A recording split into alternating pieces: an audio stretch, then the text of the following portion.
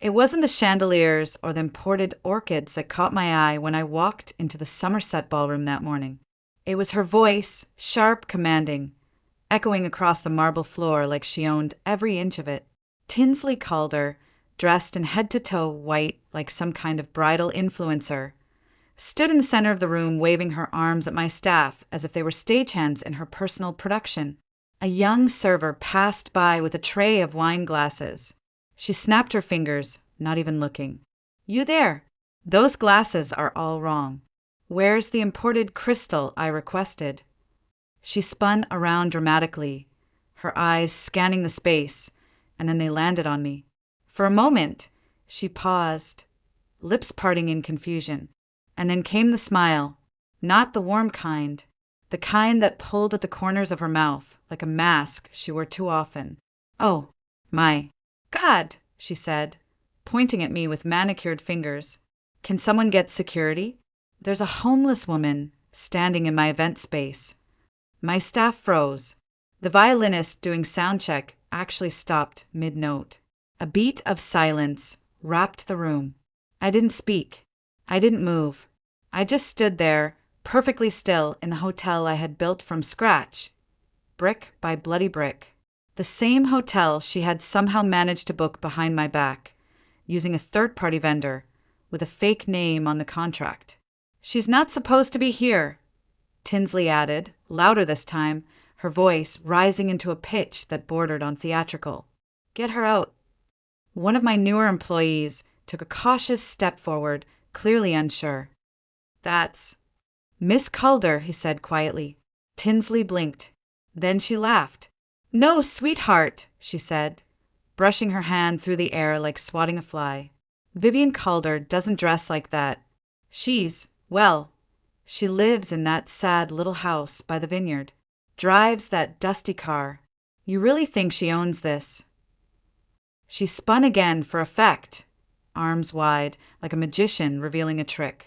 That was the moment, the one I should have screamed, or maybe cried, but instead I smiled. A small, sharp smile only I understood. Because while Tinsley performed for her imaginary followers, while she basked in attention that didn't belong to her, she had no idea that she'd just made her final mistake. She wasn't trespassing in a hotel. She was trespassing in my story. 1 week earlier, the sun in Napa hung low behind the rolling hills when I pulled into the driveway of my parents' house. The vines across the valley had just begun to bloom, thick with the scent of springtime and a kind of memory I had long tried to forget. The porch light flickered like always, never fixed, always ignored, and for a moment I considered staying in the car. But guilt is a stubborn thing. It doesn't wait for a better time. It just calls and you answer. The front door creaked open before I knocked. My mother stood there in a silk blouse 2 sizes too tight, her smile stretched thin like icing over a dry cake. "Vivian, honey," she sang, kissing the air near my cheek. "Still wearing black, I see. You know, a little color wouldn't kill you." I forced a smile. "Hi, Mom." The smell of baked ham and something burnt wafted through the house. My father was already at the dining table, hunched over his plate like it held a secret. He didn't look up. "Dad," I offered. He grunted. That was more than usual. Then I saw her. Tinsley, draped across the love seat like a model mid-shoot, legs crossed, phone tilted just right to catch the light. Her hair was pulled back in a perfect bun, skin glowing with something that didn't come from genetics. "Well, well," she said, standing with a slow, practiced grace. "Look who finally decided to show her face. The elusive vineyard recluse returns. Did you finish alphabetizing your spreadsheets, or did your calculator break?"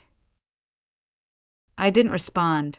I just stepped around her and sat at the table, across from an empty chair. The dining room was too quiet, the kind of quiet that only happens when a family is pretending. Mother poured wine without asking. Dad kept eating like chewing fast would get him out sooner. And Tinsley, of course, snapped a selfie mid-meal, adjusting her phone angle so my face didn't make the frame.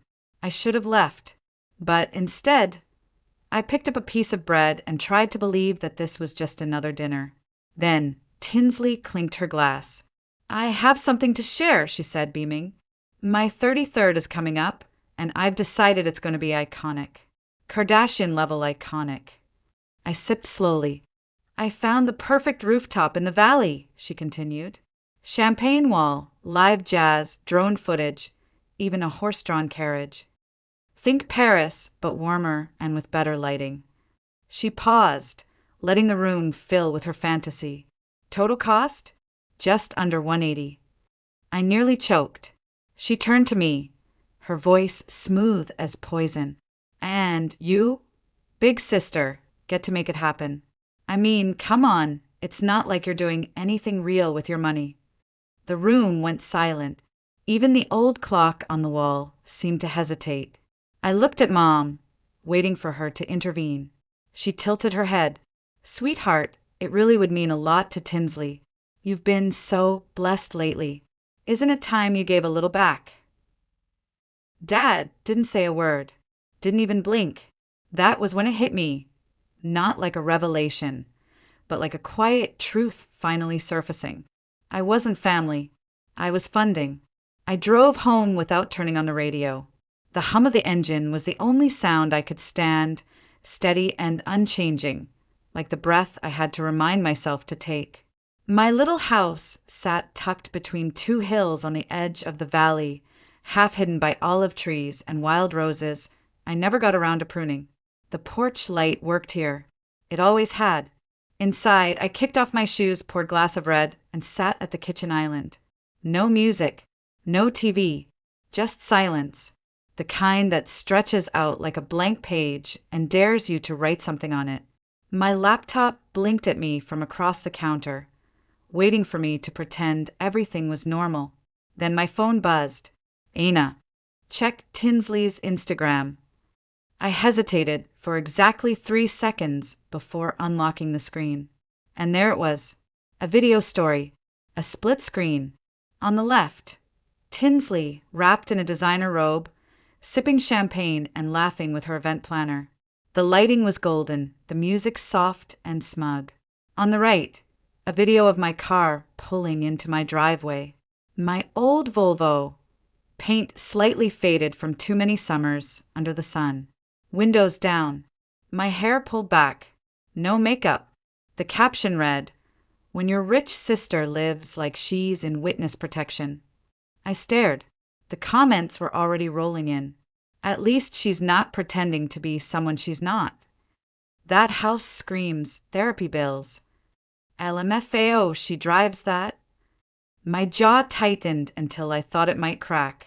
I wanted to say something, to write a long, eloquent post about what it meant to build something from scratch, about nights spent with nothing but coffee and spreadsheets, about how every tile in that hotel had passed through my hands, every beam chosen, every flower planted with intention. But I didn't write a word.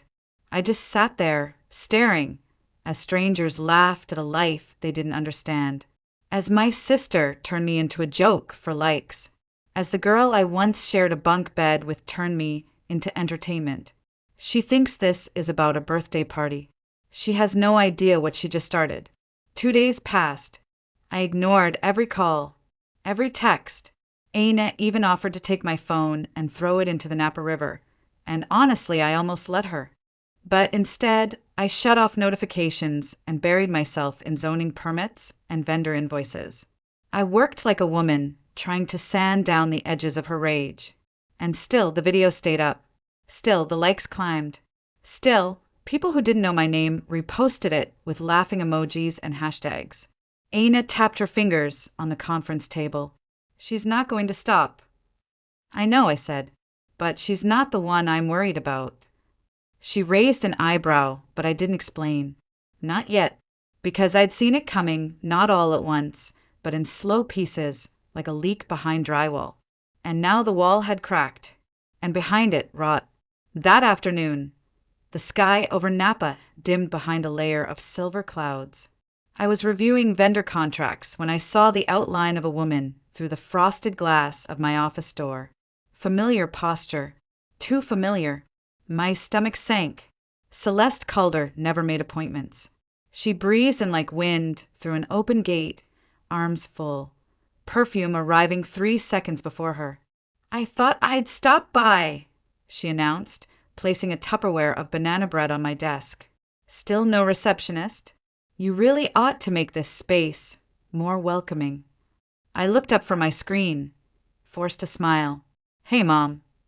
She sat down like she owned the chair. "You work too hard," she said, already scanning the room. "Just like your father used to, though he was never great with money. You get that from me." I said nothing. Through the glass wall, I could see Aina watching from the hallway. I didn't signal her in. I knew this one I'd have to carry alone. Then my mother reached into her handbag and pulled out a cream envelope. "I brought something for you to look at," she said lightly, as if it were a birthday card or a brunch menu. I opened it slowly. It was a printout, a budget breakdown. At the top, Tinsley Calder's 33rd birthday Napa Valley Estate event. Midway down, highlighted in pink, venue contribution. Vivian Calder, $180,000. Confirmed. My throat went dry. "Confirmed," I said, my voice sharper than I meant it.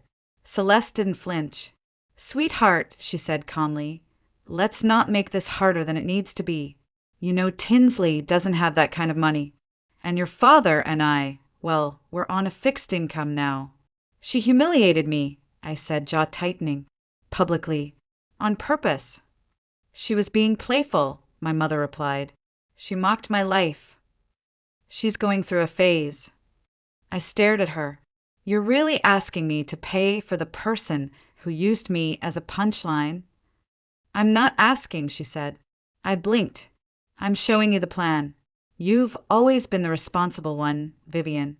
This is just what's expected." There it was again. That word. Expected. Not requested. Not offered. Not discussed. Just assumed. I picked up the Tupperware, held it in both hands like a fragile thing.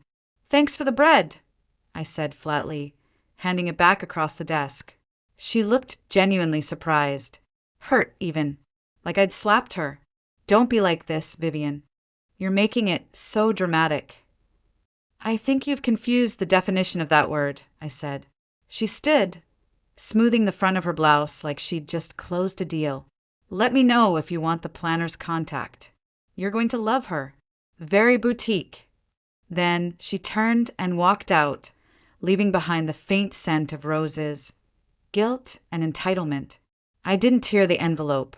I didn't scream.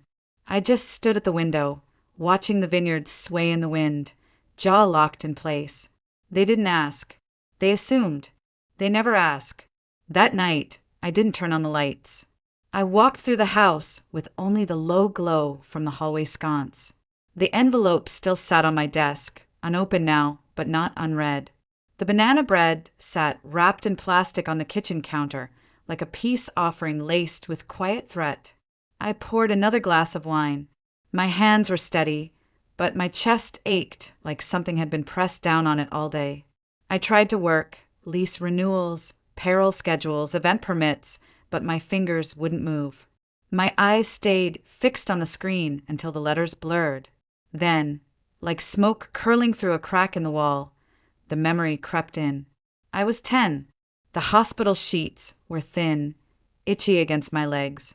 Machines beeped softly beside me. I'd caught some kind of virus that flattened me for a week. Mom never left. She curled up in the recliner next to my bed, wrapped in her coat, whispering prayers she thought I couldn't hear. "You're the reason I'm strong," she said one night, brushing my hair back from my forehead. "You saved me from myself, Vivian." I remember blinking at her, too tired to speak. I thought it was love. The next night, I woke to her whispering again, but not to me. She was on the phone, her voice low but sharp, furious. "We gave up everything for her," she snapped. "I quit my job, Martin. You're working night shifts like a damn mule. I don't care what it takes. We are not leaving her in some god-awful facility." She paused, then added, "She's all we've got now, so she better be worth it." Then she hung up, and when she turned to me again, her smile was back. Soft, warm, like the words I'd just heard weren't real. "We gave up so much for you, sweetheart," she said. "Just promise you'll never forget that, okay?" I was 10, and I nodded, because I didn't know any better. I thought that was devotion. I didn't understand that it was a contract.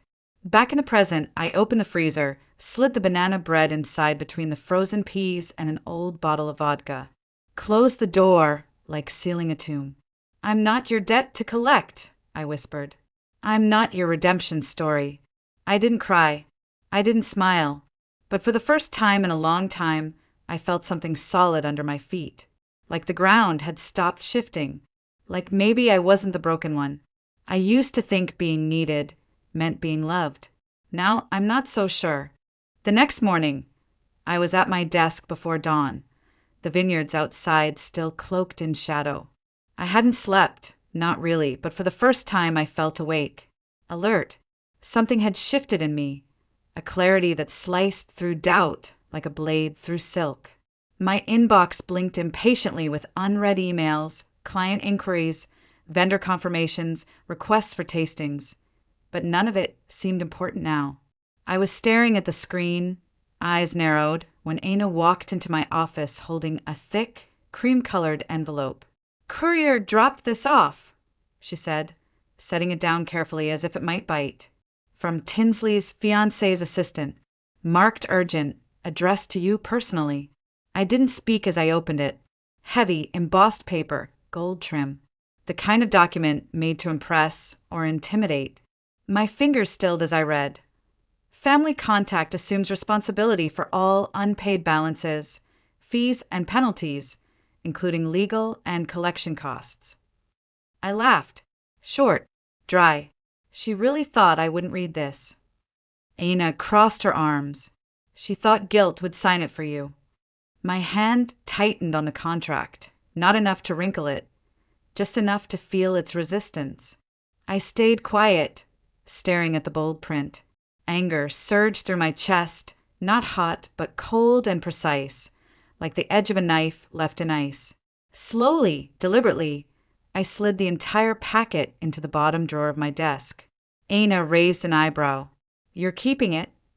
"Evidence," I replied calmly. She handed me the weapon herself. "Let's keep it sharp." I opened a fresh email, addressed it clearly to Tinsley's fiancé's assistant, and typed just one line. "Unsolicited contracts will not be acknowledged. V." Calder! I hit send without hesitation, my heart steady. Then, without another word, I opened my calendar, scrolling to next week, creating a new recurring event titled Monitor Financial Setups Family. Aina smiled slightly, understanding without needing explanation. "Paper trail." "A mountain," I answered softly, returning her gaze.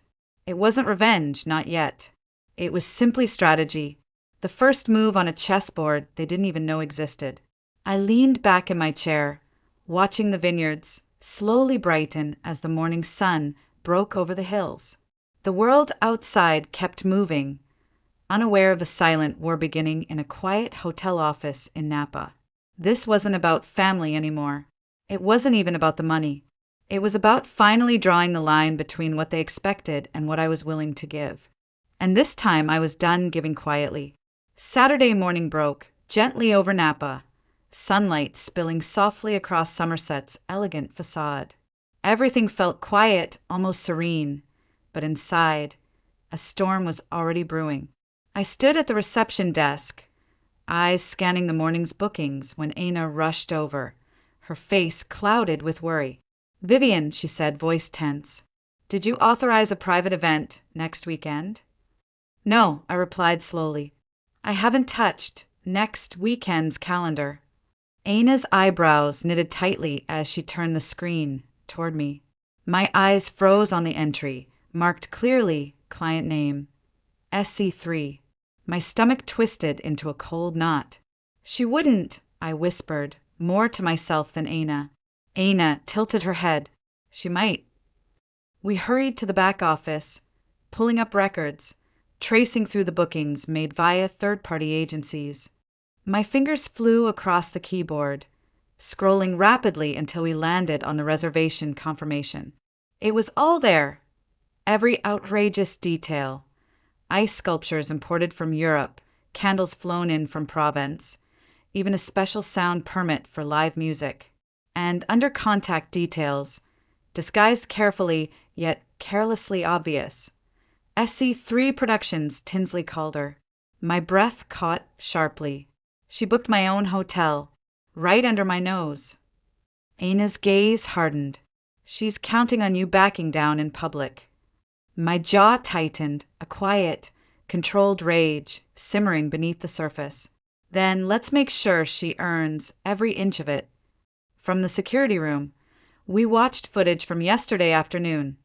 Tinsley strutting confidently through the ballroom, waving directions at her event planner. Her movements dramatic, exaggerated for her imaginary audience, acting like she owned the very ground beneath her feet. She has no idea she's being recorded, Aina muttered quietly.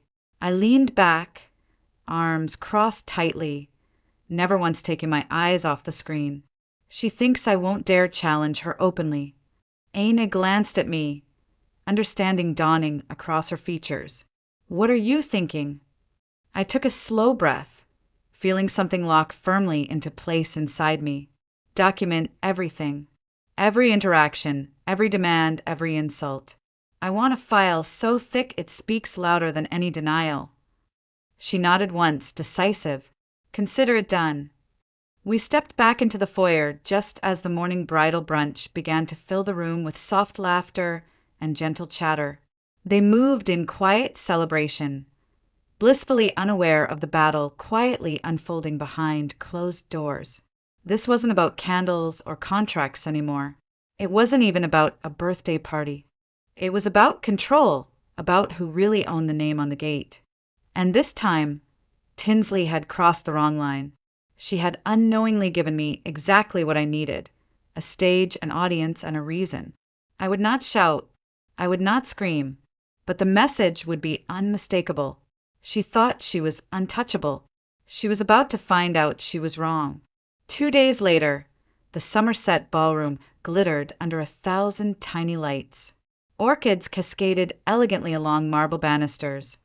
Golden chairs gleamed beneath ivory linens, and waiters in crisp uniforms moved gracefully through the crowd, carrying trays of champagne. It was perfect, almost painfully so. From my vantage point above the terrace, hidden from view, I watched as Tinsley swept through the grand entrance. Cameras flashed like miniature stars orbiting her. She smiled broadly, her gown shimmering as she waved casually at the carefully curated crowd.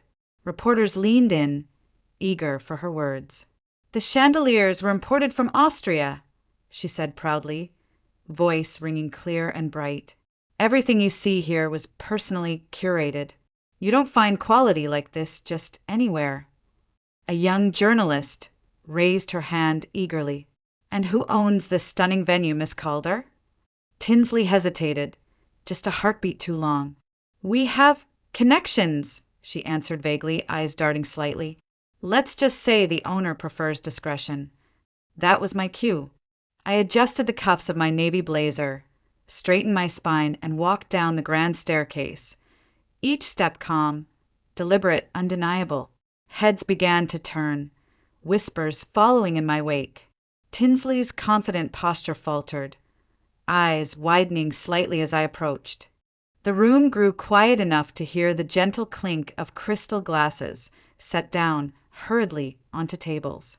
Actually, I said clearly, softly enough to force everyone to lean in, the owner is standing right here. Tinsley's face drained of color, her lips parting silently. Cameras shifted focus immediately, lenses aimed at me like arrows seeking a target. A distinguished woman stepped forward, curious yet reserved. You own this venue? She asked with polite skepticism. Yes, I replied evenly. A smart businesswoman doesn't wear her assets on her sleeve. She builds them brick by brick and lets them speak for themselves. The woman smiled approvingly, her expression shifting from curiosity to respect. How refreshing. It's rare these days to see true discretion paired with genuine success. I inclined my head slightly, accepting the subtle compliment. Around us, the energy had shifted dramatically. Guests murmured appreciatively, turning their backs slowly on Tinsley's glittering facade. In that instant, her carefully constructed illusion crumbled, revealed for what it was, nothing but smoke and mirrors. Tinsley stepped forward abruptly, desperate to regain control. This is some kind of misunderstanding, she stammered, voice shaking. No misunderstanding, Aina interjected calmly, stepping forward with quiet authority. Miss Vivian Calder owns Somerset outright. She built it entirely herself. Tinsley's eyes pleaded silently, but I offered no comfort, no rescue. Vivian, she whispered, almost inaudibly, the name breaking on her lips. I met her gaze steadily, without anger, without pity. You wanted the spotlight, I said simply. Now it's yours. The room was silent as Tinsley backed away, makeup smudged, facade shattered. Reporters scribbled notes furiously. Guests exchanged whispers behind raised hands. I turned slowly toward the crowd, composed and unshakable, feeling their respect like sunlight warming my skin. I hadn't needed revenge. The truth had done it for me. Later that night, I returned home and turned off every light except the soft glow above the kitchen sink. Shadows filled the house, comforting rather than empty. The silence felt different now. It wasn't the kind that choked you, but the kind you chose, the kind earned by walking away clean.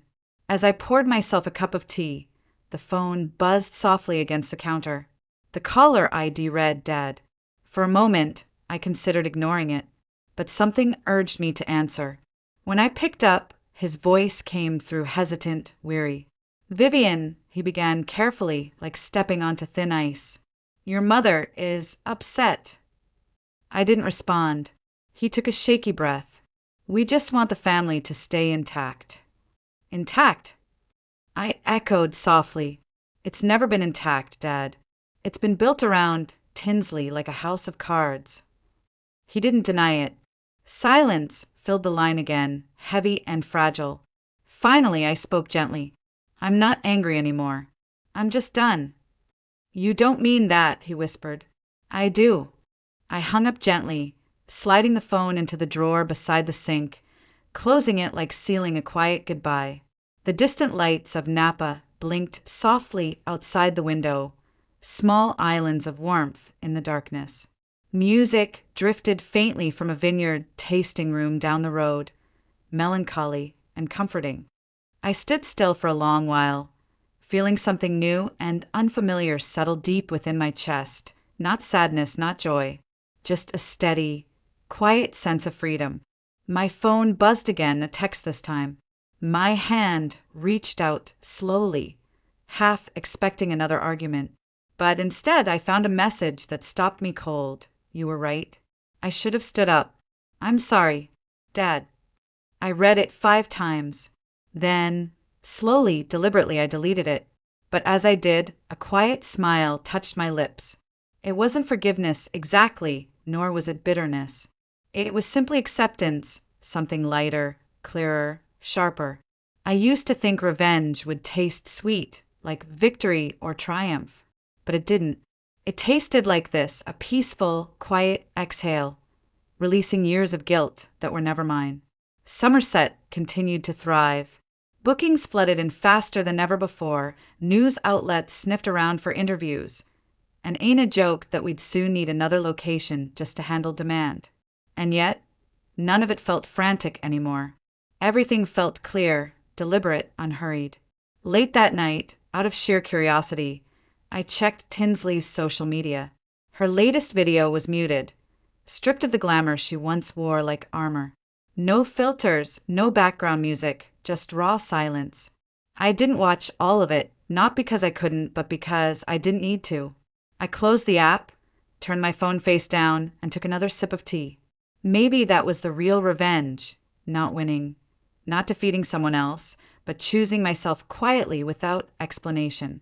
Maybe peace isn't when they finally treat you right. Maybe it's when you start treating yourself like you matter. sitting alone in the soft darkness of my kitchen. I let the silence wrap around me like an old, familiar blanket.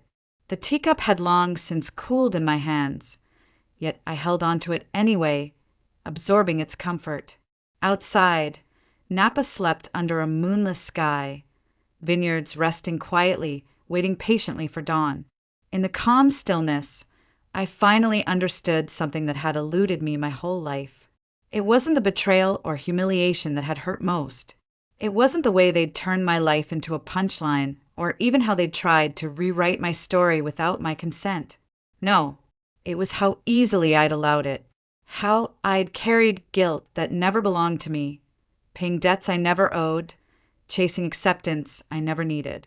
All these years, I'd mistaken being needed for being loved, trading my peace for their approval, never noticing that the price kept rising, while my value seemed to shrink. But not anymore. My fingers reached slowly for the drawer beside the sink, pulling out my phone. One more time, I opened the message Dad had sent earlier, the apology he'd never before offered. "You were right. I should have stood up. I'm sorry." I read the words quietly once more, feeling their weight, letting them settle inside my chest. Then, gently but firmly, I deleted it again, not out of anger or resentment, but because I no longer needed anyone else's validation to confirm my worth. Outside, the valley began waking softly beneath the first rays of sunlight. Birds whispered softly in the olive trees, a gentle rustle of leaves greeting the morning. Somerset would soon fill with the quiet hum of staff preparing for another busy day, another wedding, another celebration of life that had nothing to do with proving anything to anyone. And that was the victory, the quiet kind, the kind that doesn't demand applause or validation, the kind found in small gestures, in moments spent alone, realizing you're enough. I stood slowly, rinsing the empty cup in the sink, watching the water spiral gently down the drain. If there's one thing I've learned through all this, it's that peace isn't loud or dramatic. It's quiet, subtle. It comes not when the world finally decides you matter, but when you decide that yourself. Maybe you've carried guilt too, debts of gratitude placed on your shoulders without your permission. Maybe you've stood quietly while others rewrote your story, but the pen is still yours. It always has been. This isn't just my truth. It's yours too. Have you ever carried guilt that was never yours to begin with? Tell me in the comments. I want to hear your truth. And if this story resonated with you, type 1 or let me know where you're watching from. If it didn't connect, that's okay. Drop a comment and share why. Was it the message, the pace, or the ending? Because here's the truth. Peace doesn't arrive when others finally see your worth. It arrives the moment you do. And that, my friends, is the sweetest revenge of all.